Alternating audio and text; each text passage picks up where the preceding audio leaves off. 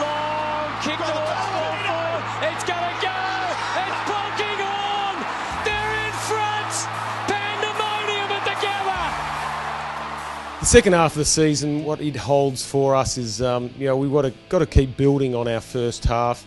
We've got to have consistency. So that'll be a big thing. We can't be up and down in games. We've got to have better starts against the better sides, so that we can compete for, the game's not lost by quarter time. Also, we just need to look at being able to make the Gabba a fortress once again. Disappointing that we've lost a few early games against some of the better sides up here. The West Coast game was terrific for us.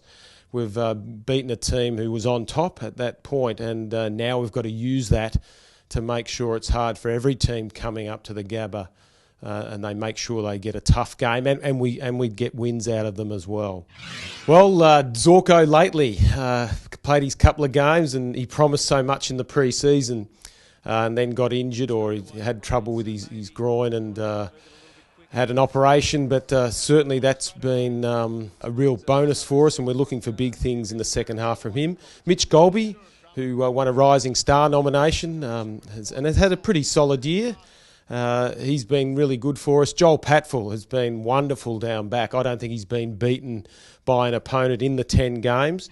We've got to get the ball in our hands early and get them to play the game on our terms a little bit, and keep the ball when we get it, rather than allow them to win it. And their foot passing is so good that they can keep the ball for long periods and make you look silly. They get it down to Franklin quickly, we're in trouble.